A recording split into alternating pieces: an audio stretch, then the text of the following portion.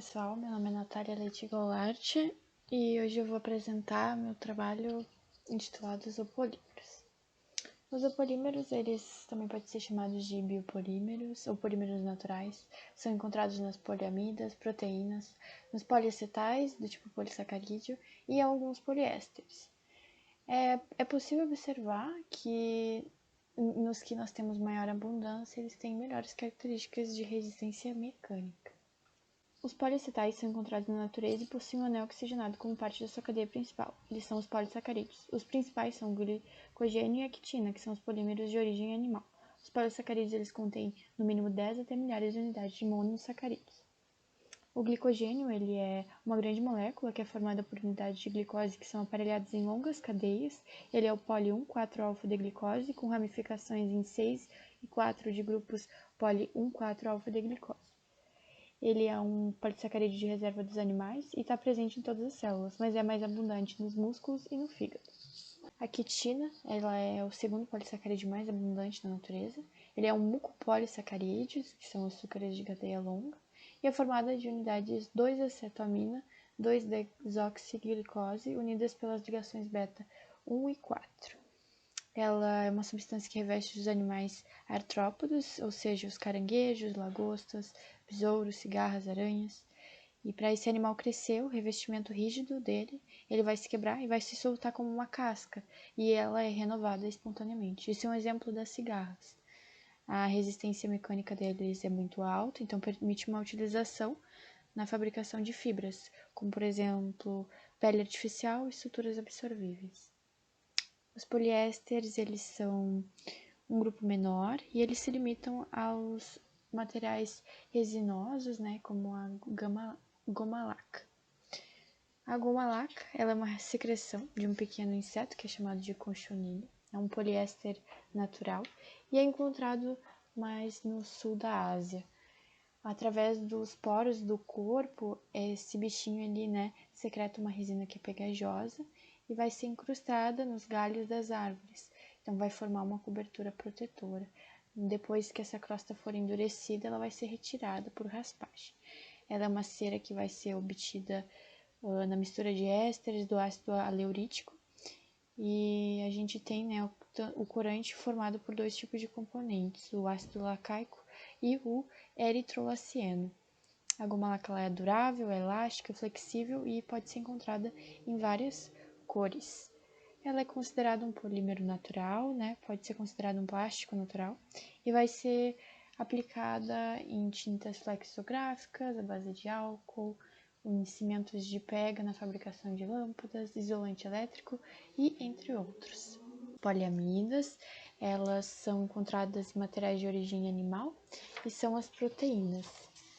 Em relação à vida, elas são as mais essenciais e que estão presentes em maior quantidade na nossa natureza. Elas são formadas a partir de uma ligação em sequência de 20 aminoácidos.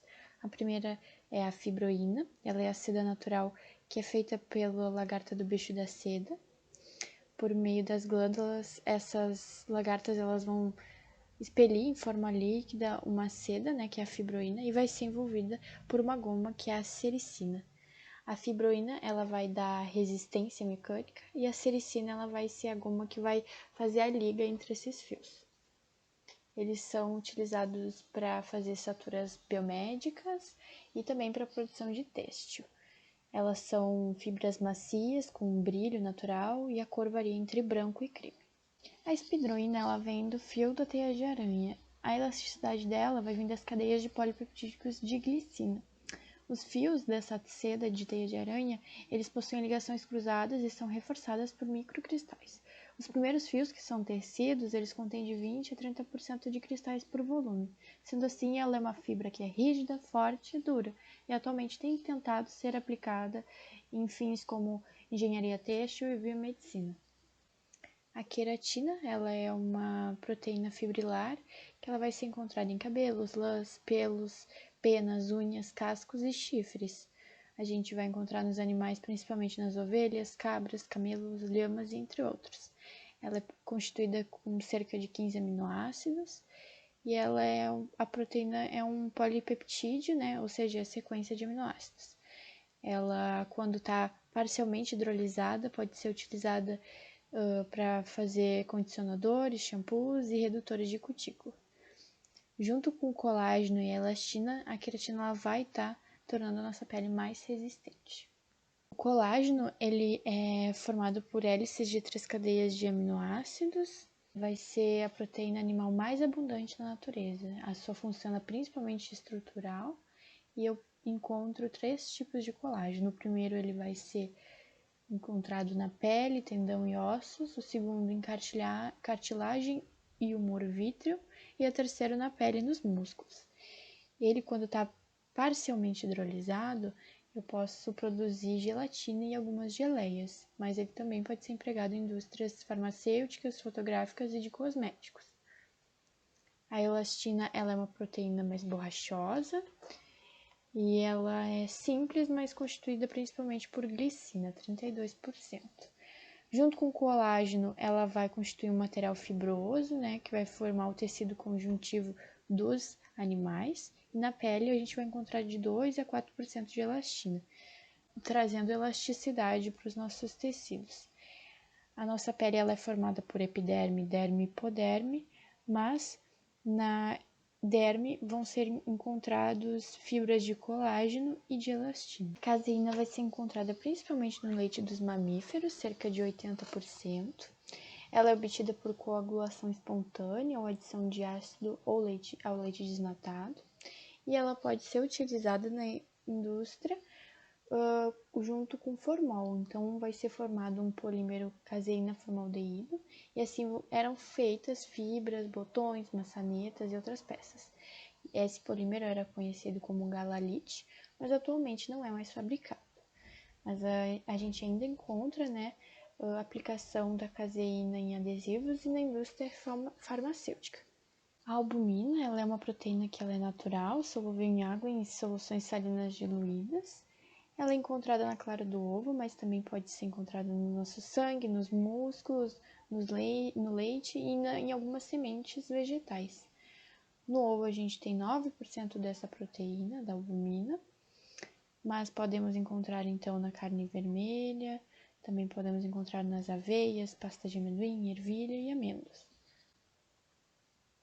Os ácidos nucleicos, eles são compostos orgânicos que produzem o material genético das nossas células, são biopolímeros, são encontrados em todos os vírus e células vivas, porque eles são essenciais para a biossíntese das proteínas. Eles são macromoléculas que são formadas pela união do ácido fosfórico com a pentose e bases nitrogenadas, que são a citosina, timina, uracila, adenina e guanina.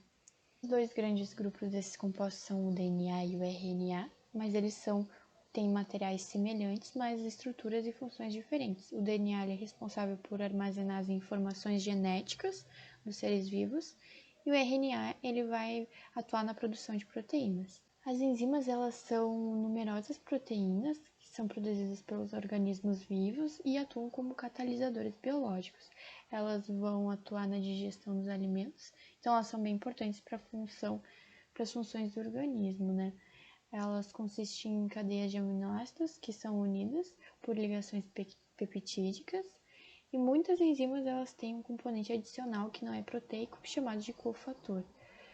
Ele pode ser uma molécula orgânica ou um derivado de vitamina. E nas reações enzimáticas, as moléculas no início do processo elas são chamadas de substrato.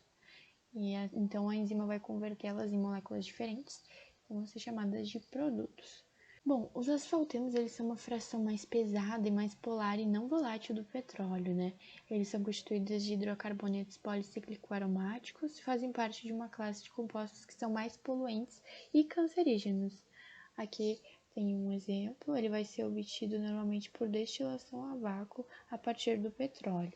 Como conclusão, a gente pode ver que os zoopolímeros eles são bem presentes na nossa vida, em alguns alimentos que a gente consome.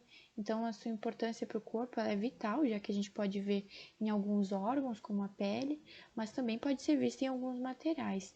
Então, seu estudo é muito importante, porque a gente pode ter mais exploração e, assim, utilização em outras áreas, né? E também no nosso cotidiano. Aqui são as referências. E muito obrigada pela atenção de todos.